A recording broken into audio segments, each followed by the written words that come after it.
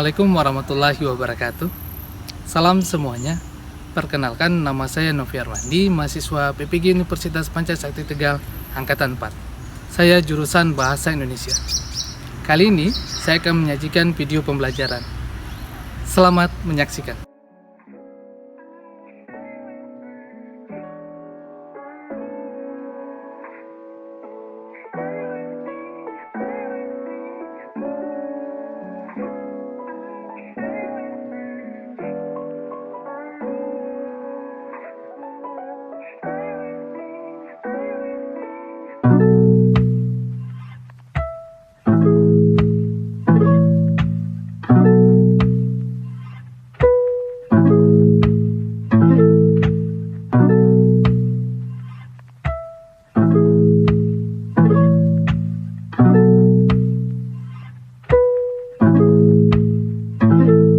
Kick.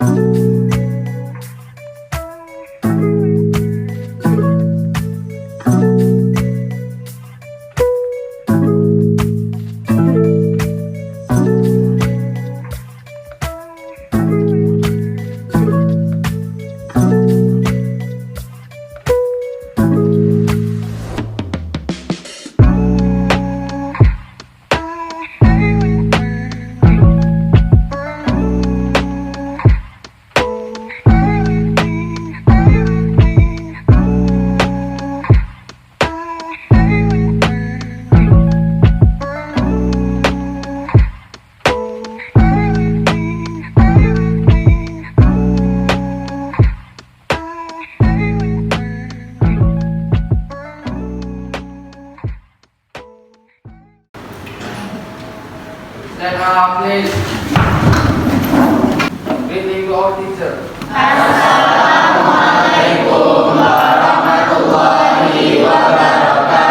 Waalaikumsalam warahmatullahi wabarakatuh. Silakan duduk. Sebelum memulai pelajaran, alangkah baiknya kita berdoa terlebih dahulu. Berdoa dimulai.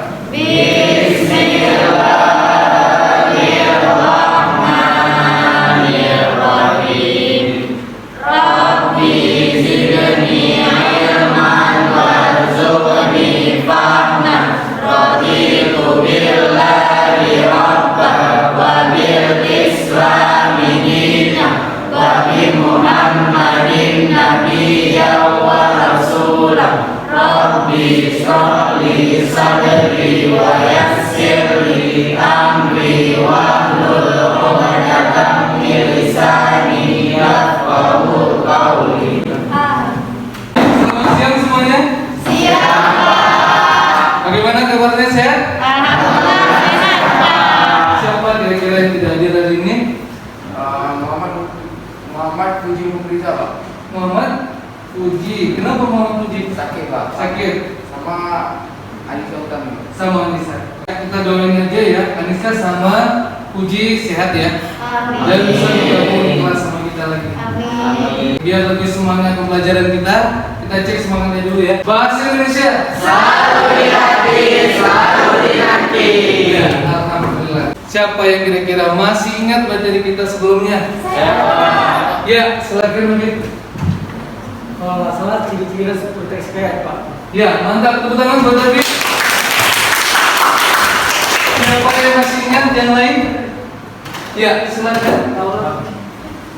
Saya ingat ciri-ciri teks hikayat, Pak. Jadi teks hikayat itu ciri-cirinya yang pertama berupa sastra lisan, yaitu karya sastra disampaikan dari mulut ke mulut. Yang kedua itu anonim, yaitu tidak diketahui pengarangnya. Yang ketiga itu komunal, karya sastra tidak dianggap milik bersama. Yang keempat arkais, mengandung kata-kata yang sulit dipahami. Yang kelima statis, dia tidak mengalami perkembangan atau perubahan. Terus tidak berangkat tahun. Yang terakhir istana sentris, keraton sentris, kehidupan raja-raja, daerah dan kerabatnya. Ya, benar. Tepuk tangan buat Ryan. Kita sudah mendengar ciri-cirinya. Siapa yang masih ingat strukturnya? Ya, silakan Tuan. Jadi di struktur hikayat itu ada terdapat orientasi, rangkaian kejadian, dan reorientasi. Untuk orientasi itu adalah pengetahuan cerita. Untuk rangkaian kejadian itu adalah peristiwa yang terjadi Ya, tepuk tangan buat. Nah, tadi kita sudah mendengar bagaimana struktur dan ciri-ciri hikayat. Nah, sebenarnya kita untuk apa sih belajar hikayat? Yang pertama, kalian pernah dengar cerita rakyat ya? Nah, cerita rakyat yang memang selalu ada itu adalah salah satunya adalah teks hikayat. Nah, cerita rakyat ini itu harus dilestarikan. Kenapa? Kalau bukan kita lagi, siapa lagi yang ingin melestarikan budaya kita? Yang menjadi kekayaan kita adalah salah satu cerita ini. Yang kedua, mengapa kita belajar teks hikayat? Nah, teks hikayat ini banyak sekali mengandung pesan-pesan yang dapat kita pelajari. Makanya kita harus belajar teks hikayat. Sekilas paham kira-kira? Coba kita lihat di sini di depan satu teks hikayat. Silakan diamati teks hikayatnya. Untuk memulai, dibantu dibaca sama Nabila. Silakan Nabila. Hikayat Bunga Kemuning.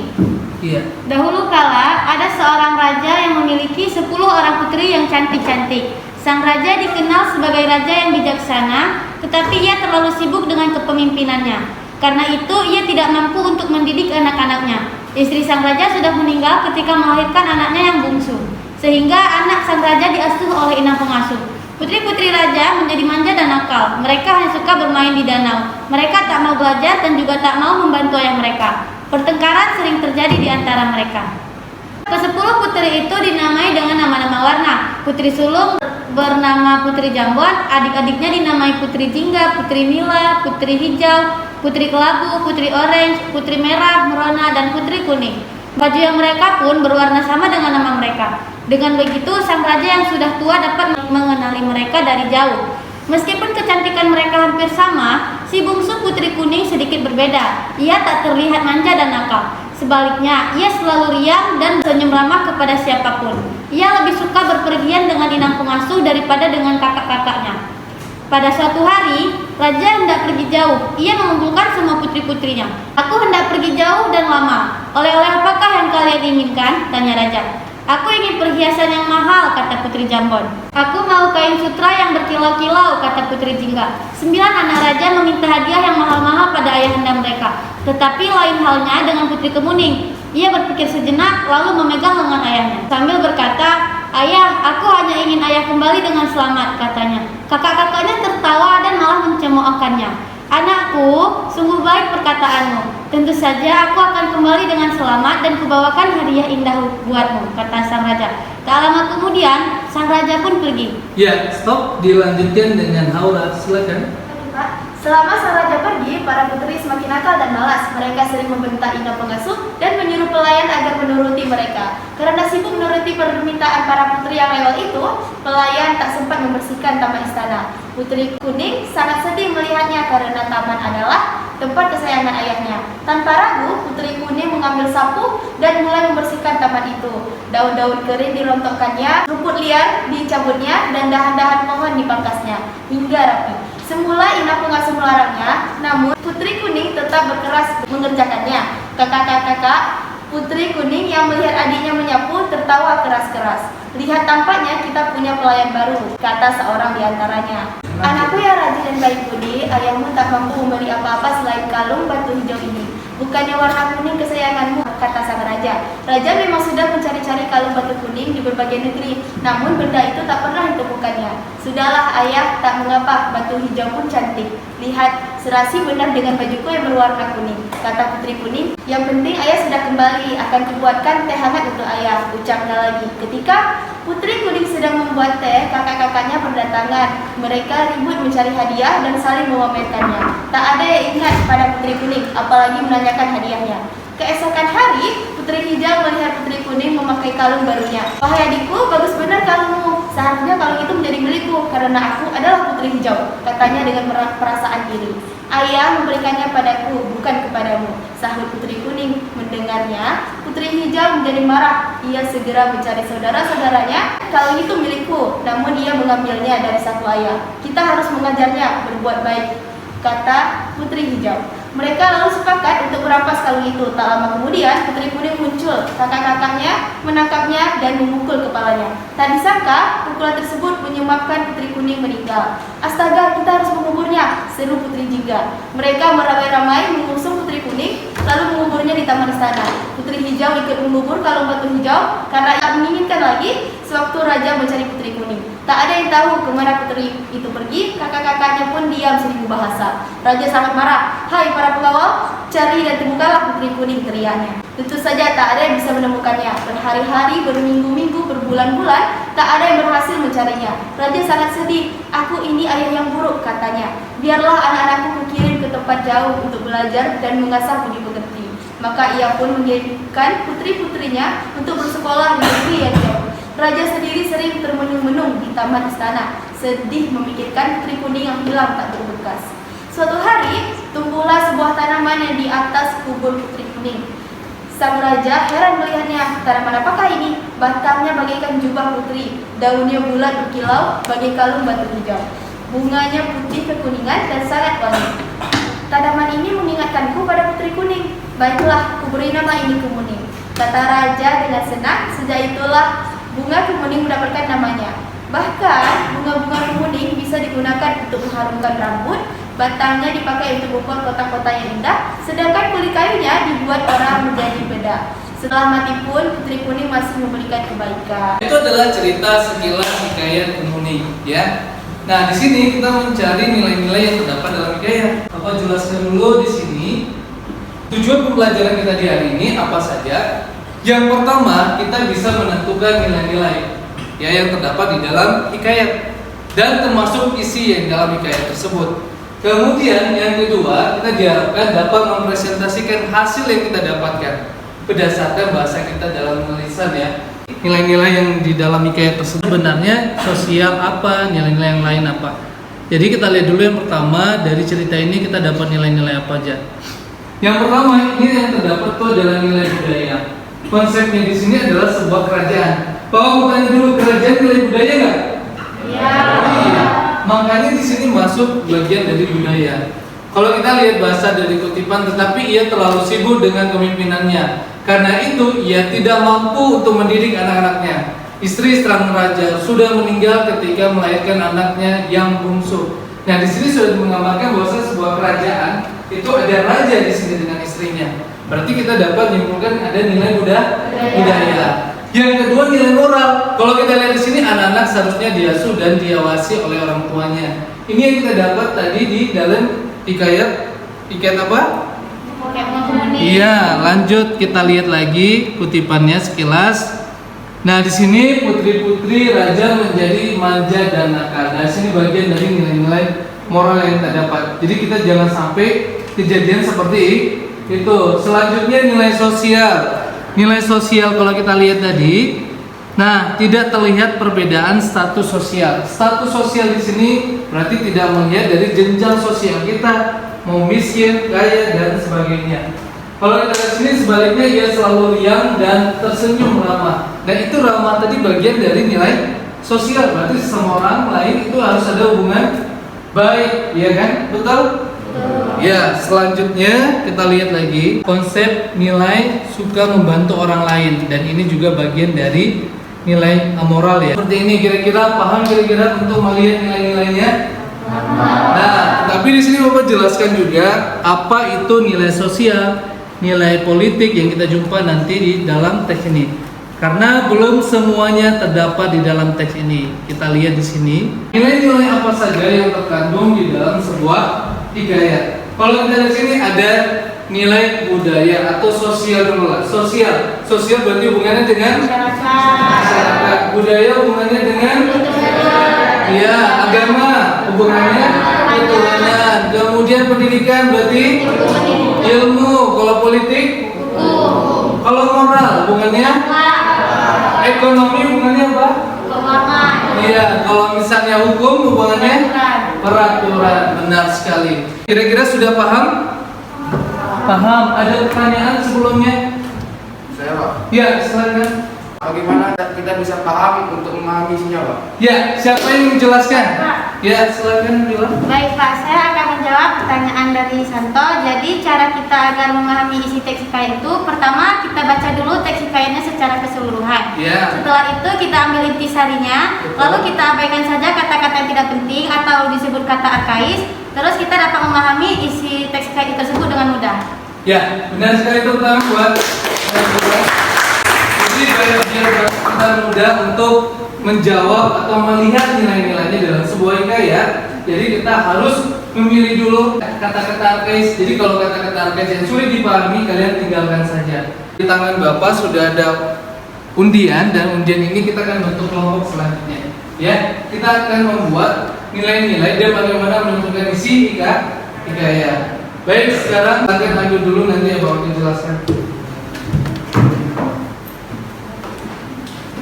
Ya, terus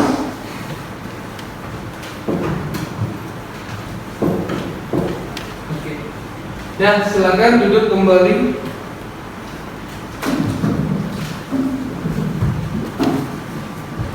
Nah, di sini Bapak sudah bagikan nama-nama kelompok berdasarkan cerita rakyat kita, khususnya cerita rakyat di Aceh. Nah, di sini ada amat muda. Kelompok mana yang dapat amat muda? Oke. Atubelah, mana Atubelah? Ya. Kemudian Putri Pukas, mana Putri Pukas? Baik. Amat Ramanya, mana Amat Ramanya? Dan terakhir Tuan Tapak. Ini Bapak bagi dulu, silakan diletakkan di mejanya. Amat muda mana tadi? Iya.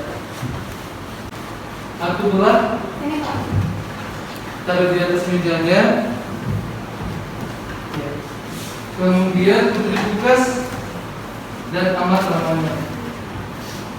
Ya, silakan diberdirikan di atas mejanya. Nah, ini ada sebuah teks di mana kalian nanti mencari nilai-nilai yang terkandung di dalam hikayat tersebut. Kalian sajikan nanti di kertas plano yang sudah Bapak siapkan. Ya, kira-kira siap? Ya. Oke, Bapak bagikan dulu.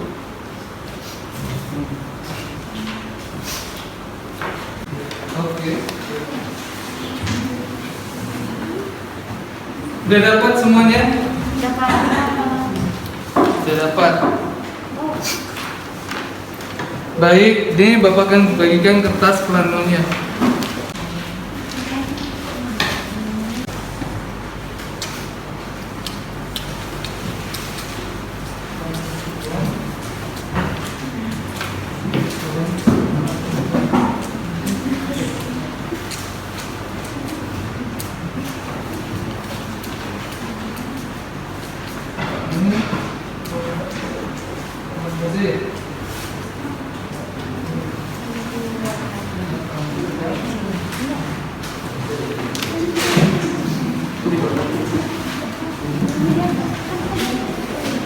Ya, baik, sudah dapat kertas planonya semua?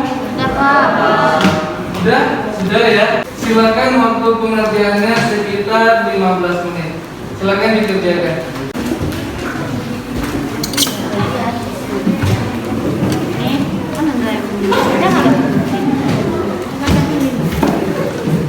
Ya, silakan terus dikerjakan, dipotong kertasnya ya.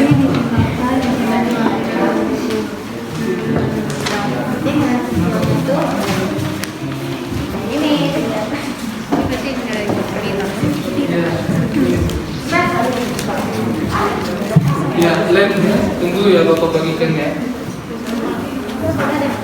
Dah, lakbannya nak. Ini lakbannya.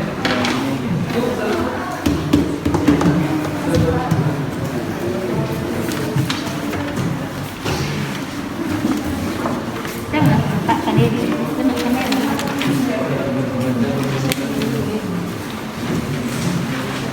Ada. Ya.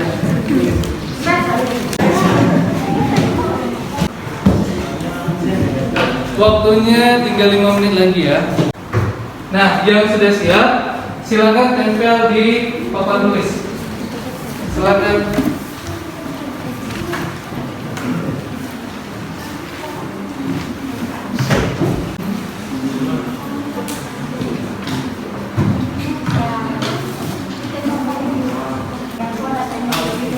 Baik, silakan yang presentasi maju ke depan.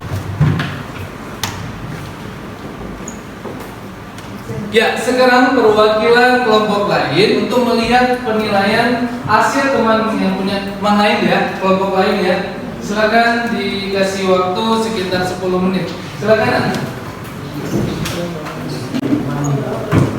Presentasi dijelaskan Jadi kan ada beberapa nilai. Ini namanya nilai agama. Kenapa dikatakan nilai agama? Karena di sini kan kayak ada menyuruh orang membaca doa kuno. Doa itu kan masuk ke agama.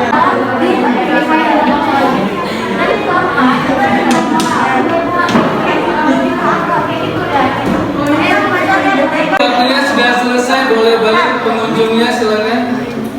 Oke, silakan balik pengunjungnya ke tempat masing-masing.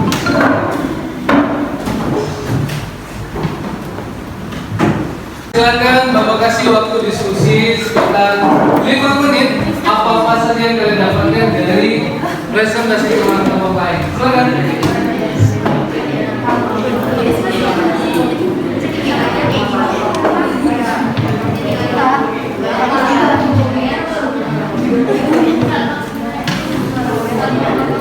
Ini kan jadi bisa dilakukan karena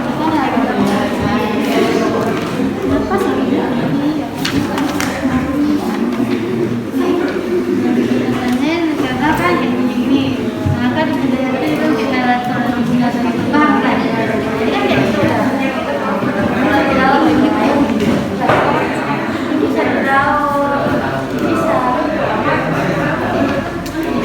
namanya baru beli biasa main punya orang iya dari kanannya juga ada Udah siap? Siapa yang ingin menjelaskan yang dapat dari kelompok lain? Siapa yang pertama? Ya, silakan maju. Assalamualaikum warahmatullahi wabarakatuh. Waalaikumsalam warahmatullahi wabarakatuh. Saya merupakan dari kelompok Fokus, ingin mengutarakan kelompok apa. Jadi isinya sudah benar dan data yang program kayatnya juga sudah tepat. Iya. Jadi nilai-nilai terdapat dalam kayatnya pertama yaitu nilai agama, yaitu memohon kepada Tuhan dengan cara berdoa dan bersedekah supaya dimudahkan segala urusan dan berkah kepada Tuhan setelah berusaha. Lalu ada nilai sosial yaitu tidak memandang dan perbedaan sosial dan membantu orang-orang yang berada di dalam posisi kesulitan. Iya. Lalu ada nilai budaya, yaitu raja akan ditunjuk berdasarkan keturunan dan raja yang punya lebih dari satu maka akan selalu bisa tahu siapa yang paling gagah dan juga siapa yang pantas menjadi penggantinya. Mencarikan jodoh putrinya dengan cara mengadakan sayembara, mengadakan perlombaan mengundi siapa yang terkuat dan terhebat. Lalu ada nilai moral, yaitu tidak mau berpikir keras atau mendapatkan sesuatu, tapi memperdaya orang yang tidak mau berusaha. Yang terakhir ada nilai edukasi, yaitu kewajiban belajar ilmu agama dimulai sejak usia dini. Ya, tepuk tangan buat Putri Bukres. Selanjutnya, kelompok mana? Silakan. Assalamualaikum warahmatullahi wabarakatuh. Waalaikumsalam warahmatullahi wabarakatuh. Saya dari Susaman Siti. Saya mewakili kelompok anak muda untuk mencari nilai-nilai yang terkandung dalam kelompok amal ramanya. Iya. Yang pertama ada nilai agama yaitu kewajiban bersyukur dan berdoa kepada Tuhan untuk dimudahkan segala usaha dan pasrah melakukan atau bertawakal segala usaha. Yang kedua ada nilai budaya. Iya. Yaitu raja yang mempunyai turunan, turunannya itu akan menjadi penggantinya. Tapi kalau rajanya memiliki dua putra atau lebih, dia akan selalu mencari siapa yang paling kuat dan siapa yang paling layak untuk menggantikan posisi dia. Dan raja akan mencari jodoh buat putrinya dengan cara melakukan sayembara atau mengadakan lomba untuk mencari siapa yang terkuat dan yang akan menikahi putrinya. Yang ketiga ada nilai moral, yaitu tidak mau bekerja keras untuk mendapatkan sesuatu, tapi dia memperdaya orang lain yang tidak mau berusaha. Yang terakhir ada nilai agama, yaitu kewajiban untuk menuntut ilmu agama itu dimulai dari sejak ini. Ya, tepuk tangan buat kelompok amat muda ya. Sebenarnya kalau kita lihat ini semua nilai sosial ada yang bisa disampaikan ya. Hanya saja amat namanya tidak menemukan nilai sosial yang terdapat di teks. Oke, paham kira-kira semuanya? Ya, tidak apa-apa teman-temannya, kita tepuk tangan dulu buat teman-teman. Sekarang silakan diskusikan. Nah, hikayat tersebut apa isi yang terkandung di dalamnya? Nah, Bapak kasih waktu 5 menit dimulai dari sekarang. Silakan.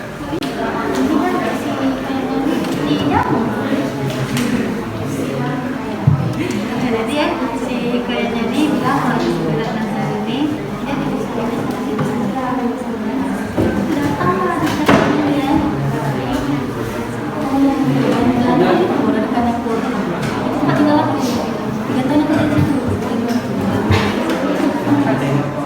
Ya, sudah? Ya, waktunya sudah selesai ya.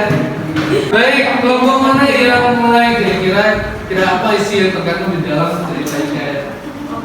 Ya, silakan. Assalamualaikum warahmatullahi wabarakatuh. Kami dari kelompok akan mempresentasikan untuk kerja kami, yaitu menyimpulkan cerita hikayat yang tadi. Yang judulnya itu Indra Bangsawan. Jadi hikayat itu menceritakan tentang dua putra raja kembar yang bernama Indra Bangsawan dan Syahperi. Suatu hari baginda raja ini ingin menguji siapa yang paling layak untuk menjadi penggantinya. Nah, dia kemudian menyuruh kedua putranya untuk mencari bulu peridu.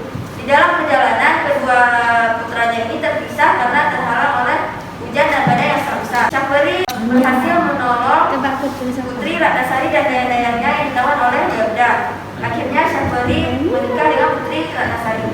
Di tempat lain, Indra Bangsawan telah sampai di negeri Antabrata yang dikuasai oleh Buraksa. Raja Kabir, raja negeri Antabrata, membuat sandiwara bahwa siapa yang dapat mengalahkan Buraksa akan dijadikan menantunya. Nah, pada suatu hari, Syahperi datang dan menolong Indra Bangsawan untuk mengalahkan Buraksa.